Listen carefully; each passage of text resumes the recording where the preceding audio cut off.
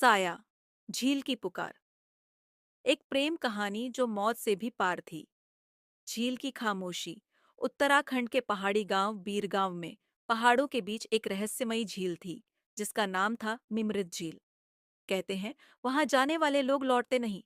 गांव के बुजुर्गों का मानना था कि झील में किसी आत्मा का साया है।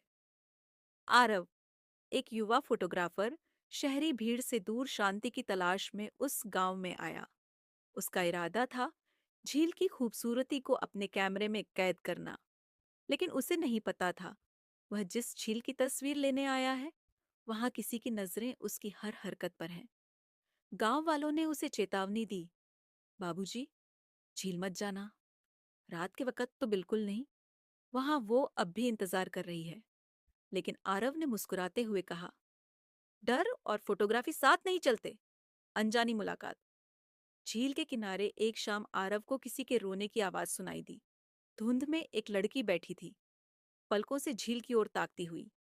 उसके लंबे बाल हवा में उड़ रहे थे और सफेद साड़ी शरीर से लिपटी थी। आप ठीक है? आरव ने पास जाकर पूछा। लड़की ने धीरे से सिर उठाया। उसकी आंखें गहरी और उदास थीं। तुम क्यों आए हो यहाँ? क्या तुम भी छोड़ दोगे मुझे?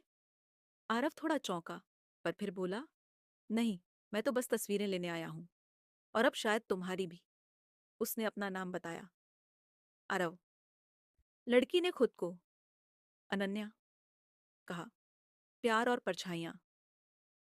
अगले कुछ दिनों में आरव और अनन्या की मुलाकातें बढ़ने लगी। वो उसे झील के आसपास की कहानियां सुनाती, पुराने मंदिर दिखाती और कई बार झील में पत्थर फेंकते दोनों घंटों बैठे रहते। आरव को एहसास हुआ कि वो अनन्या की आंखों में डूब चुका है। लेकिन अनन्या कभी गांव के अंदर नहीं आती। वो बस झील के पास ही मिलती और हमेशा कहती, रात होने से पहले लौट जाना, मैं चाहकर भी तुम्हें बचा नहीं पाऊंगी। झील की सच्चाई। एक दिन आरव को गांव की एक बूढ़ी औरत मिली, दादी रुक्मिनी। उसने अनन्या का नाम सुनते ही कांपते हुए कहा, तू भी उसे देख रहा है? हे भोलेनाथ, वो तो 10 साल पहले मर चुकी है बेटा। आरव हंस पड़ा। क्या मजाक है दादी, मैं रोज उससे मिलता हूँ। रुक्मिणी ने कांपते हाथों से एक पुरानी तस्वीर निकाली। उसी लड़की की तस्वीर। ये तस्वीर उसके अंतिम संस्कार के दिन की है बेटा। अनन्या ने खुद को झील में डुबो दिया था।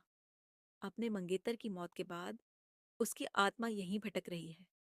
साया जागता है। अब आरव की रातें बेचैन होने लगी। वो अनन्या से मिलने फिर झील गया। तुम मर चुकी हो? उसकी आवाज कांपी। अनन्या की आंखों से आंसू बहे, लेकिन उसके चेहरे पर दर्द